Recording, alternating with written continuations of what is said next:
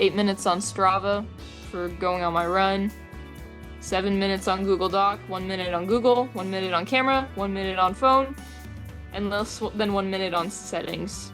And that is it for today. Wow.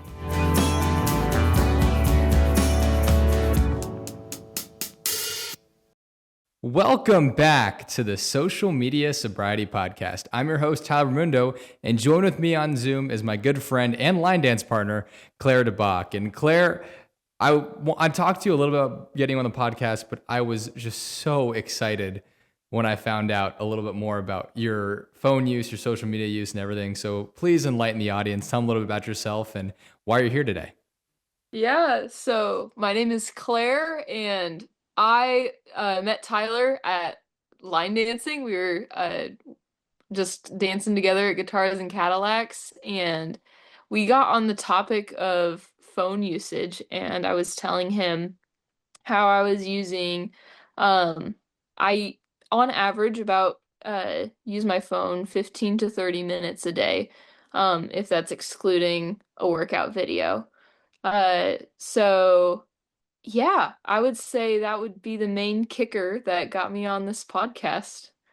And Claire, tell the audience too more about your actual lack of social media use. Like, have you ever had social media? Has that ever crossed your mind or anything like that? I have not ever had long-term social media use. I had Instagram for, I think, 2 or 3 weeks. And I tried starting a YouTube channel, for 3 weeks as well, but both of those dwindled away pretty quickly.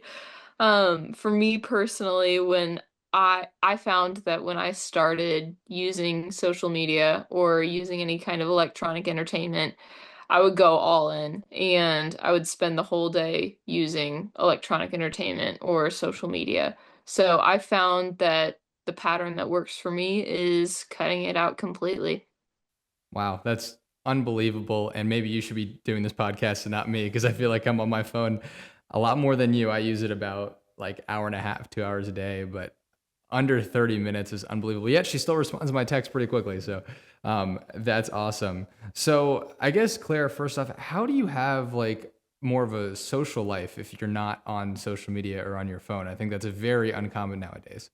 Yeah, yeah. I would say it's similar to learning a certain kind of language. So if I moved to Mexico and I had to learn Spanish because I'm immersed in that culture, then I would have to end up learning that language. But maybe if I stayed around an English-speaking family there, um, I might not learn Spanish as quickly. I might not be as integrated into the culture or into um, that language as I would have been if I just immersed myself. So I think in the same way with technology, I grew up as a native in-person relator, like building relationships in person. I never learned the language of building relationships online. So, because I didn't gain that kind of language, uh, it just felt like the norm to me that when I would interact with people, it would be in person or it would be face to face. Um, I do text, but usually it's just for utility purposes, Hmm. like for important communication. But if it's like to build social relationship, it's in person. I'll keep it in person. And you talked a little bit about kind of being immersed in that culture, but now you are actually a college student. How have you maybe changed how you've seen social media and online, or has you really kind of just kept it the same? I would say overall it had kept the same. I think the one way that it changed was when I first came into college. I not only had no social media use, but I had a pretty judgmental posture towards those who did use social media. I thought that I was better than those who use social media, or that I was like a more pious. But I think that I've learned now that like having social media or not having social media, having electronic entertainment or not, doesn't make me better than another person. It really is. not so moral as it just is practical. I know that I have specific goals and things that I want to do, and at least right now, social media isn't a tool that's getting me towards those goals. No, that's So I would say that's how it has changed from then to now. no, very well said. So, I would love to know if you do use your phone 15 to 30 minutes a day. You mentioned the workout videos. What else are you using in that time span? Yeah, yeah, yeah. I have my phone with me right now. Perfect. It's not a flip phone either. I guess. I mean, in my head, it could have been, but It definitely could have been a flip phone. Um, I have These are all of my apps that I have on my okay. phone, plus one more right there. Awesome. Um, What's that last one? it's called Cocoa Note. It's like an AI note summarizer. I Oh, haven't used it yet, um, so it kind of is just there. But I will go to the settings and see what I have.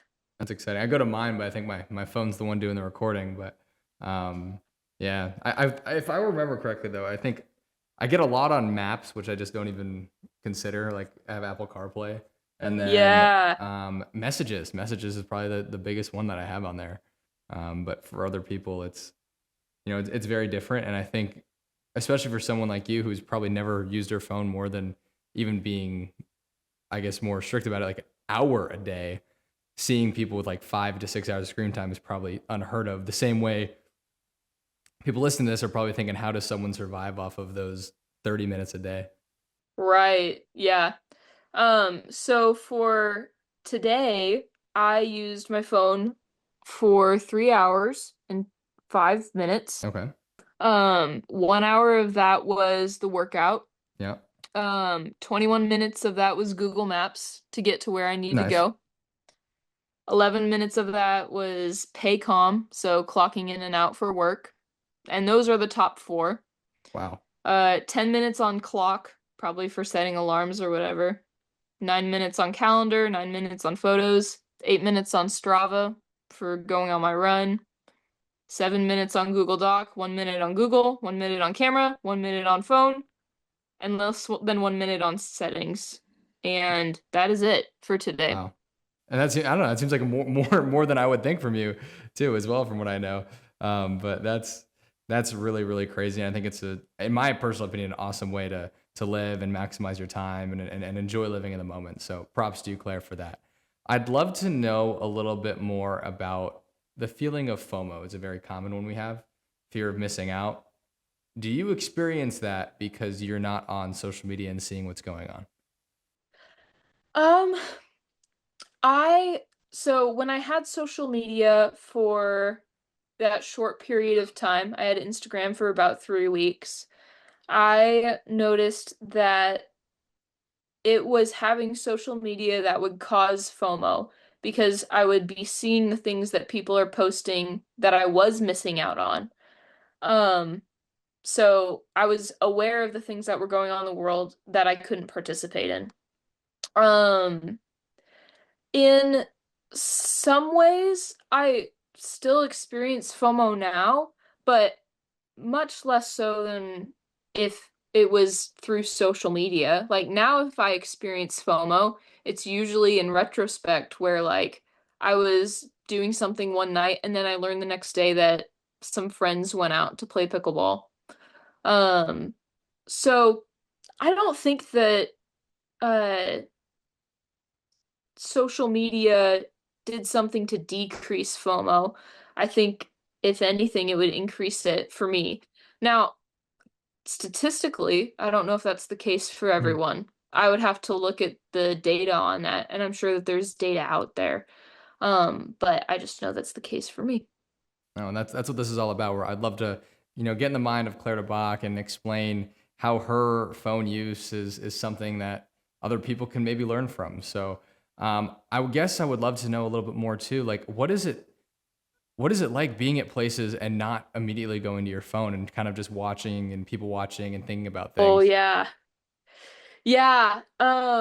So I have two examples that I can think of. One of them is when I was younger, I was in Bible quizzing.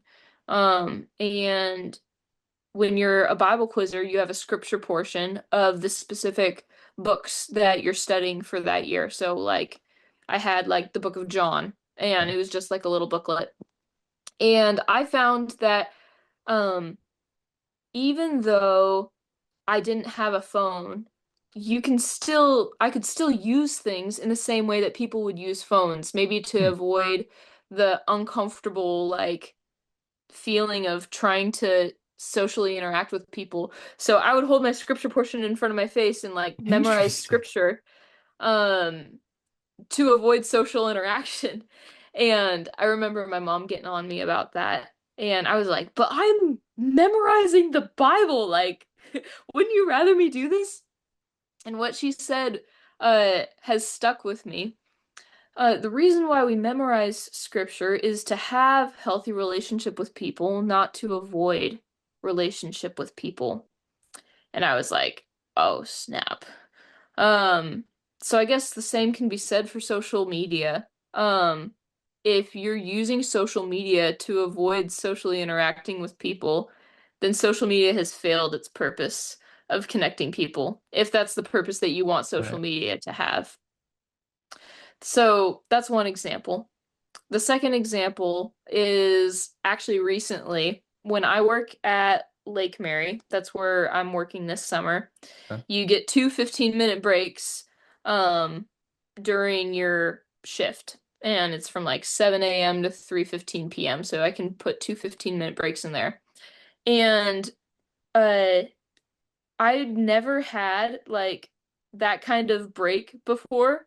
And like I see other people like going into their cars or scrolling on their phones or taking a smoke break.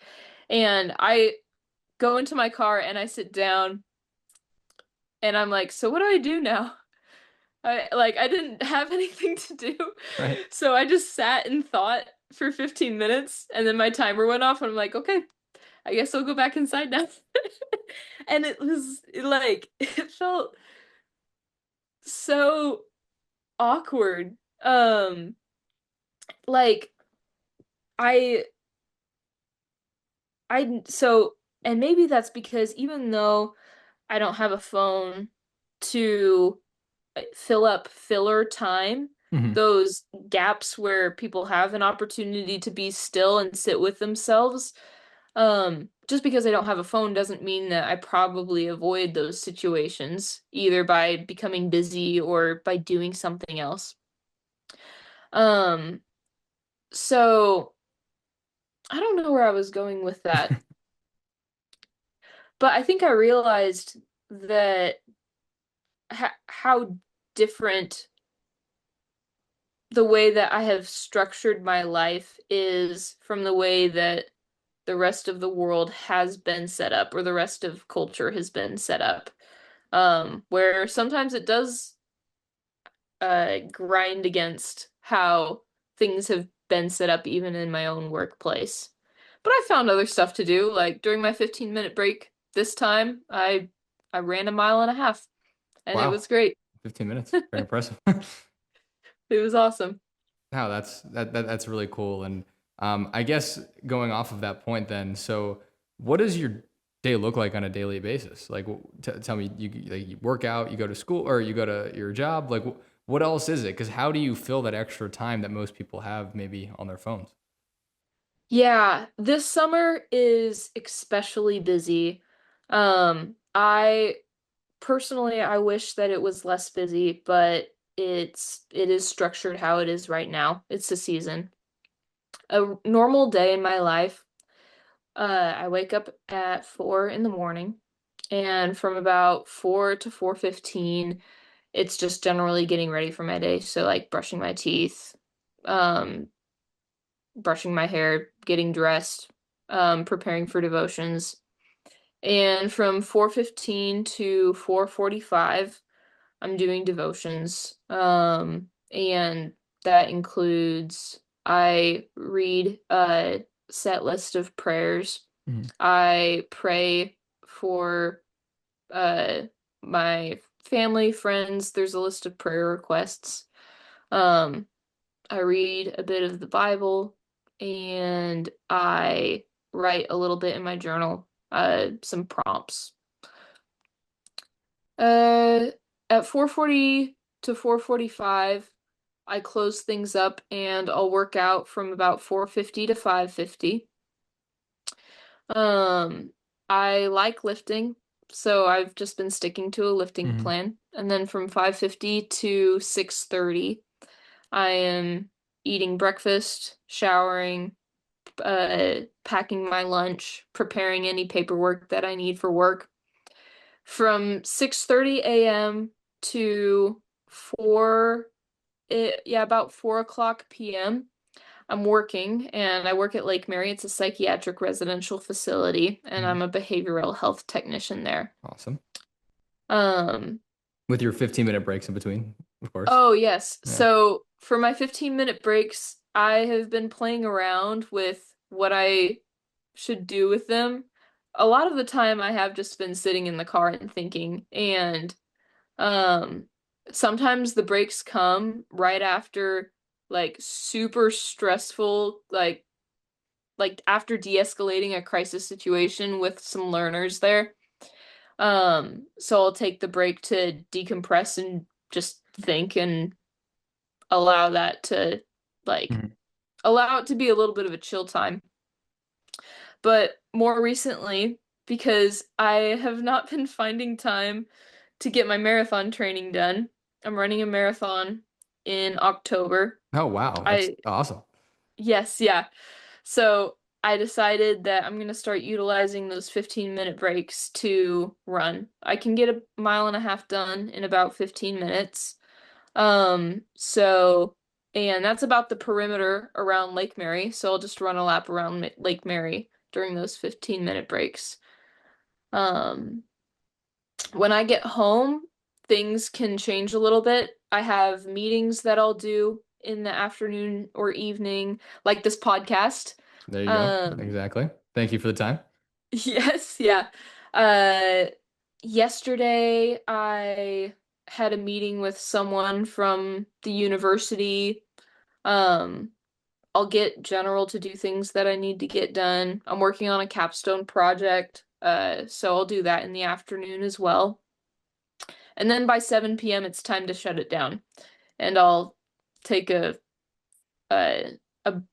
like take a anyways, I will prepare to go to bed and I'll go to bed around 7 p.m. unless I'm going to Guitars and That's Cadillacs. correct. And then Um, we keep you up to like 9 o'clock. But hmm Yeah. no, that's a great life. It's structured. And I mean, man, if all of us could start our day at 4 o'clock in the morning, I think we'd be all very, very productive. So that's really, really great, Claire. Really, really Thank awesome. you. I appreciate that. So I'd love to know a little bit. One thing we talked about in our last episode, which was all about how men and women view social media differently, how we have different um, perceptions and ideas of things. A big thing we talked about that was actually common for both men and women was the perception of body image and self-worth and basically how you compare yourself to other people on social media, usually leading into something negative about your self-esteem. As someone who has seen Instagram for like 3 weeks, do you have any of those feelings? And if so, how do you get them? Or is it something you get to avoid at all? 100%. And I would say even without social media, I've experienced that. I am a bodybuilder. So social media or not, uh, there is still a lot of thought given to my appearance, Hmm. because that's the nature of the competition. With social media, I know for myself, yeah, it didn't help. It didn't affect me too much because it was so short. Um, but I do know statistically that the more time one spends on social media, especially college students, the more dissatisfied they are with Right. the way that they look. It's pretty well researched statistic. I could give you the link to Hmm. that at the end of Cool. this podcast. Maybe I'll throw it up there in the editing, but yeah. Yeah, yeah, yeah. Um, so I would say for me, what has helped with that, with at least body image, isn't so much the lack of social media, because you can take things away, Yeah. but you also have to replace it with something positive. So for me, um, that included spending time with friends, um, spending time allowing God to love me and tell me who I am. Um, I think that I actually think that going to Guitars and Cadillacs has been helpful with this. Because dancing for me has been a way to make silly mistakes and be totally okay with it and come up with random new moves and ideas, and like there there's a sense of kind of just freedom and lack of self-consciousness.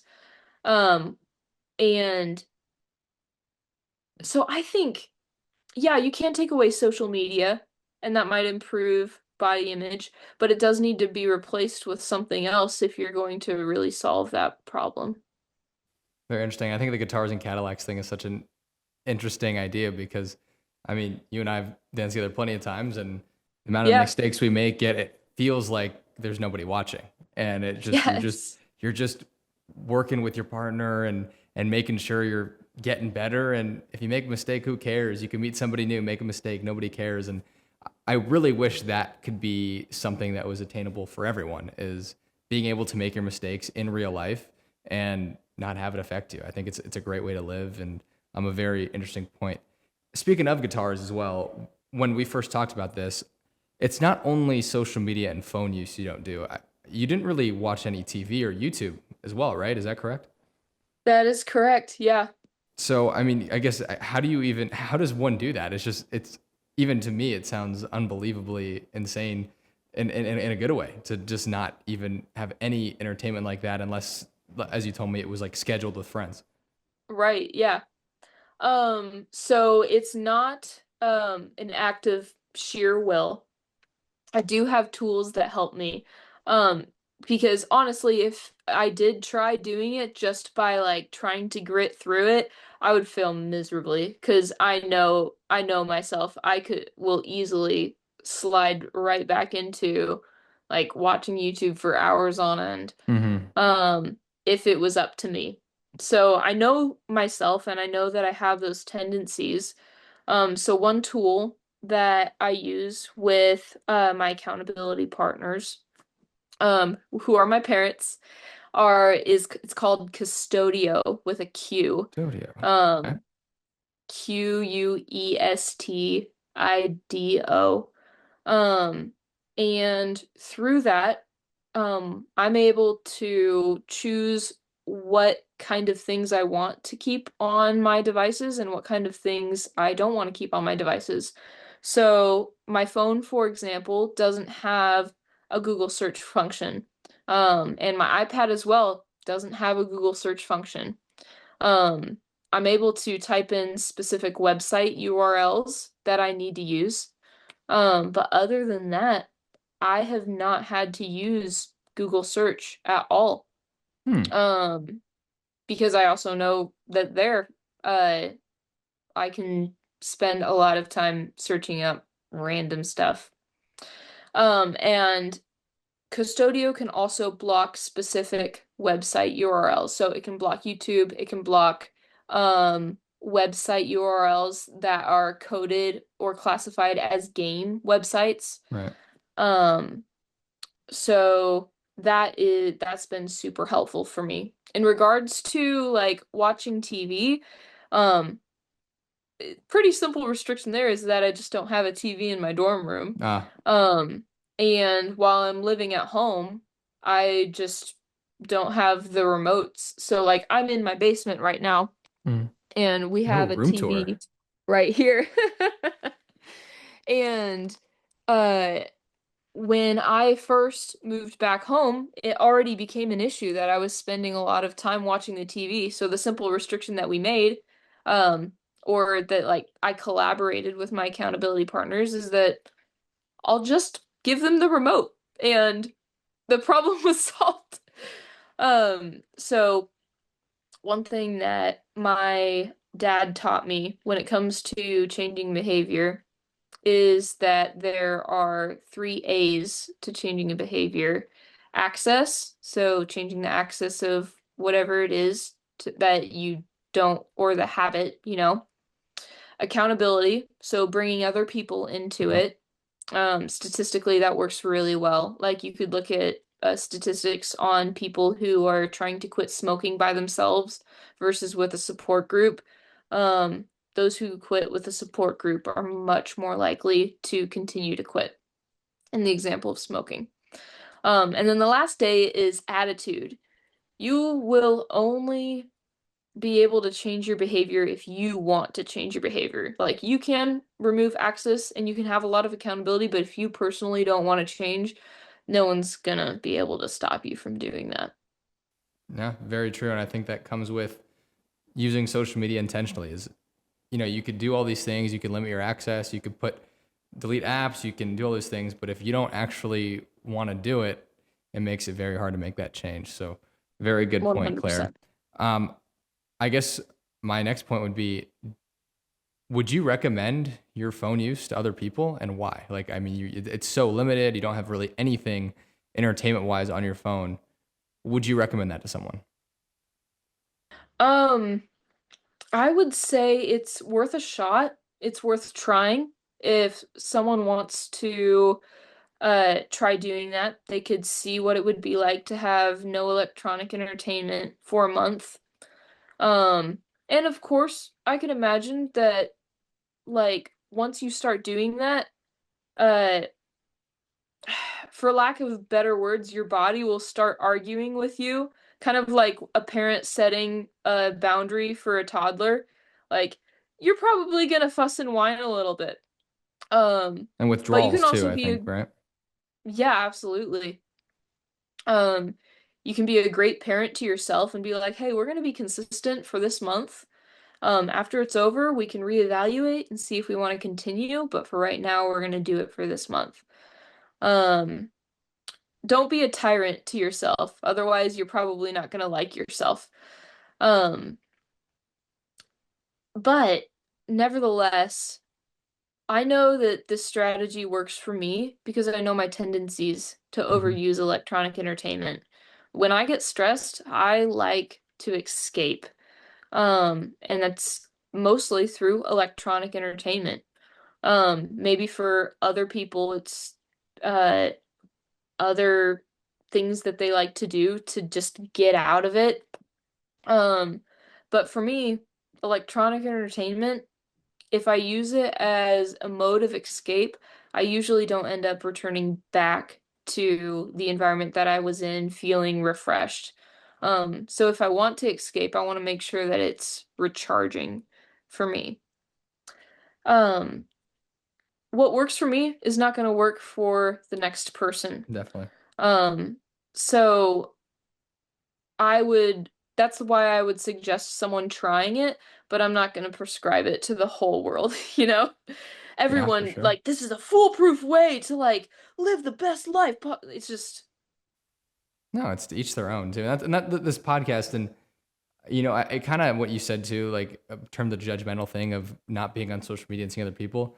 This podcast originally was us telling our story of being two college students who didn't have social media, and then it got more on the connotation of, hey, like you guys should delete it. This is all the reasons why you should delete it. But now looking back and what this newer version of it is, it's all about how can you, each person, maximize and use your social media use healthy. And for me, I don't like using it. For you, you don't like using it.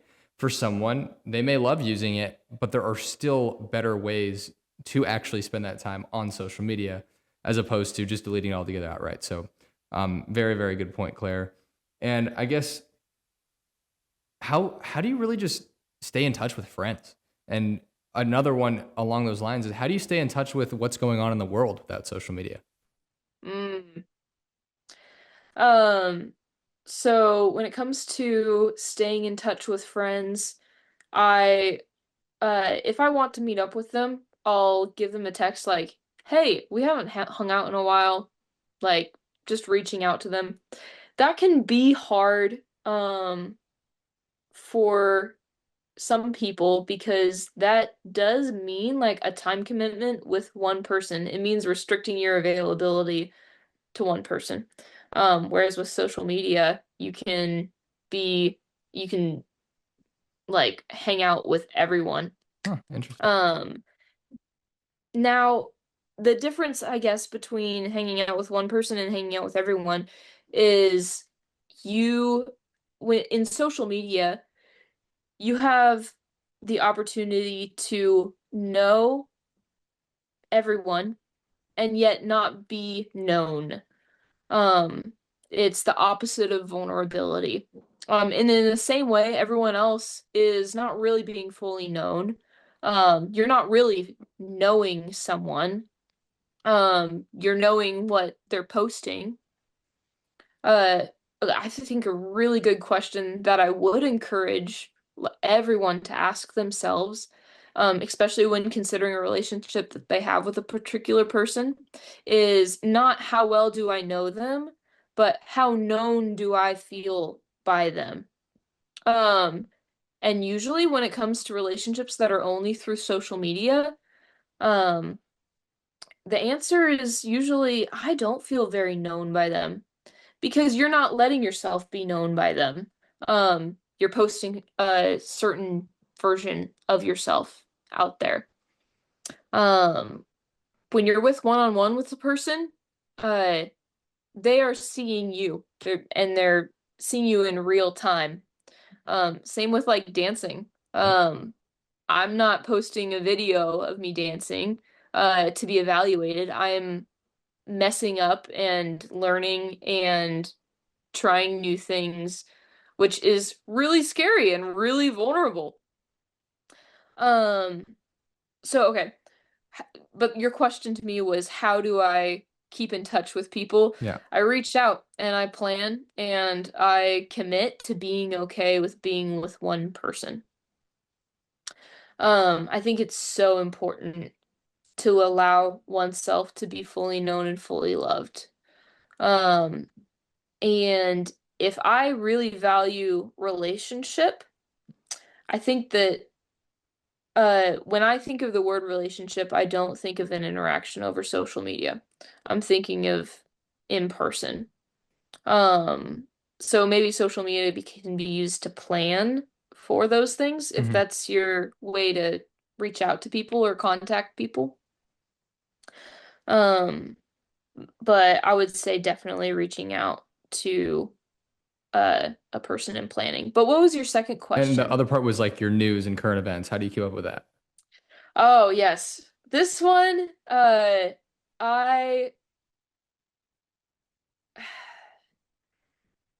it is how it is right now. I don't think I'm gonna change it anytime soon. Honestly, I don't know very much about what's going in the world, or going on in the world. If I do, I'm hearing it through other people. Um, and I still don't know if I'm making the right choice. Here's what I do know though. Usually when I watch or when people watch the news, they're observing something that they don't have control over. 100%. Um, so in the same way that with social media and FOMO, I'm observing someone else experiencing something that I don't have control over. I think with news, I experience that same kind of stress where I'm seeing all of these things happen in the world, and there's nothing really that I can do about it right now. Um, the best thing that I can do is pray. I know that God knows what's going on in the world. Um, but I think the reason that I'm choosing, at least right now, to not watch the news is because I have much more important things within my realm of control that I probably should be focusing on. Um, to those who watch the news consistently, maybe I would ask, how is it with your family? Or how is it in your community? Um, are you a person of integrity? Um, are you a person that people can count on and rely on? Um, I think about what I'm doing at Lake Mary right now. Um, maybe I can be upset. I honestly, this is just made up. That the government isn't giving enough money to uh the population of people with disability. Uh, that is outside of my control. Right. But what is inside of my control is loving the learners in that facility right now with to the best of my ability. Um, because I think that's how change is going to happen in the world, where we're saying yes to what the kind of people that God has called us to be, um, with the resources that we have right now. Yeah, and it starts on an individual as an individual. Like we can't mass change everything we see online, and as long as each person does their part and makes the world a little bit better place, I think that's the best way to go about it. All right, Claire, I have 2.5 minutes left on this Zoom Oh call. man. Okay. So I'd love to hear your final thoughts and then we'll sign off. Anything you want to add? Bottom line, it's important to be fully seen and fully loved. So put yourself in situations where you're going to be fully seen, and where you can be fully loved. Thank you so much, Claire, for taking the time to spend it with me. And for all you listeners, tune in next week for more social media sobriety.